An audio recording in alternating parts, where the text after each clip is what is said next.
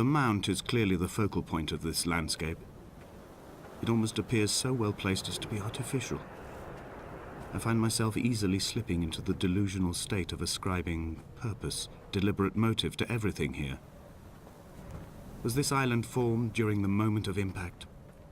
When we were torn loose from our moorings and the seatbelts cut motorway lanes into our chests and shoulders, did it first break surface then?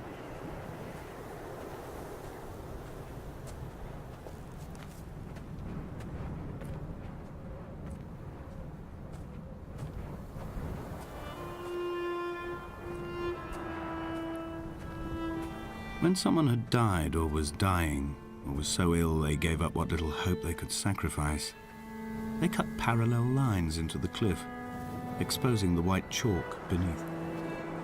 You could see them from the mainland or the fishing boats, and know to send aid or impose a cordon of protection, and wait a generation until whatever pestilence stalked the cliff paths died along with its hosts. My lines are just for this: to keep any would-be rescuers at bay. The infection is not simply of the flesh.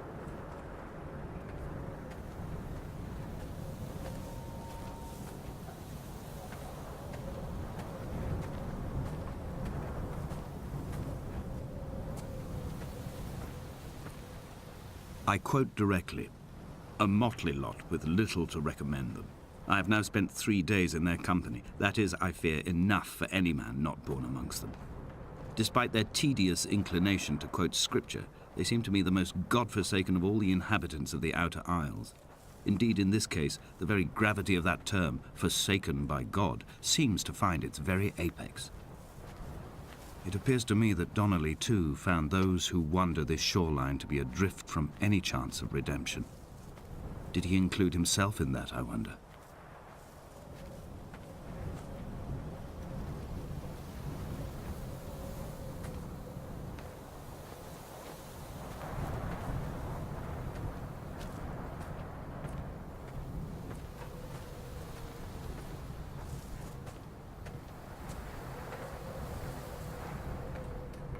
Dear Esther, I met Paul. I made my own little pilgrimage. My Damascus, a small semi-detached on the outskirts of Wolverhampton. We drank coffee in his kitchen and tried to connect to one another. Although he knew I hadn't come in search of an apology, reason or retribution, he still spiraled in panic, thrown high and lucid by his own dented bonnet. Responsibility had made him old. Like us, he'd already passed beyond any conceivable boundary of life. This hermit, this seer, this distant historian of bones and old bread, where did he vanish to? Why, asked the farmers. Why, asked Jacobson. Why bother with your visions at all, if you're just to throw your arms up at the cliff and let it close in behind you and seal you into the belly of the island, a museum shut to all but the most devoted?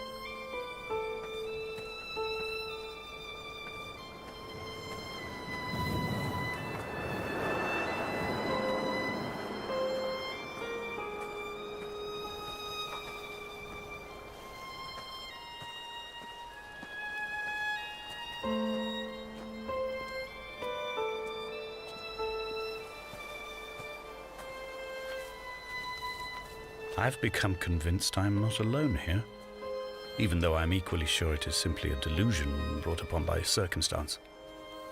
I do not, for instance, remember where I found the candles, or why I took it upon myself to light such a strange pathway. Perhaps it is only for those who are bound to follow.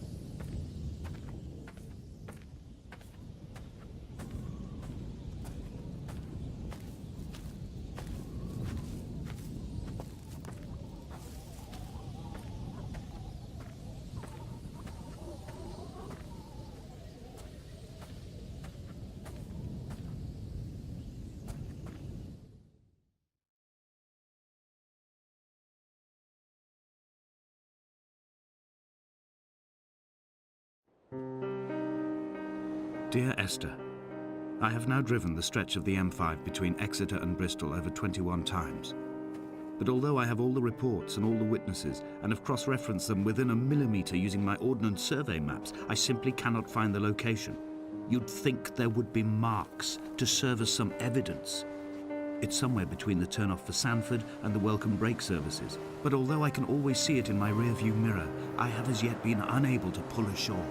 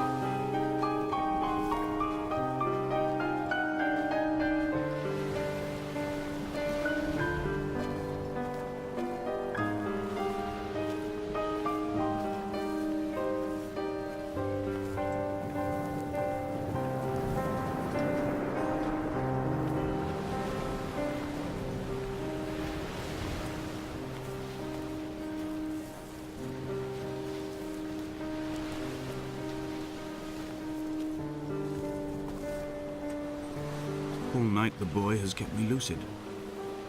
I sat, when I was at the very edge of despair, when I thought I would never unlock the secret of the island, I sat at the edge and I watched the idiot boy blink through the night. He's mute and he's retarded and he has no thought in his metal head but to blink each wave and each minute aside until the morning comes and renders him blind as well as deaf-mute. In many ways, we have much in common.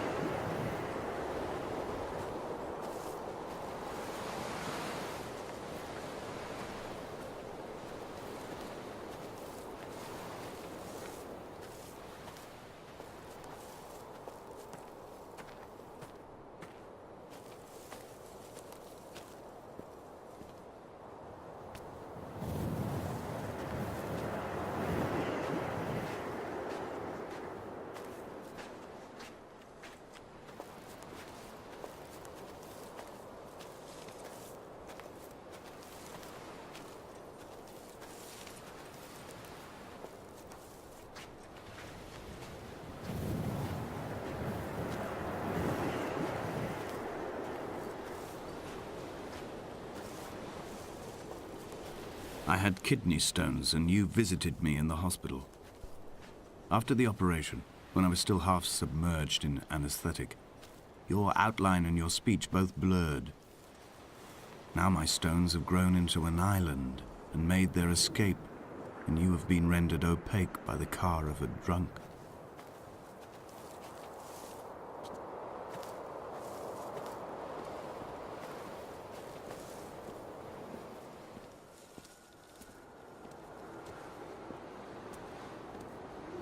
What charnel house lies at the foot of this abyss? How many dead shepherds could fill this hole?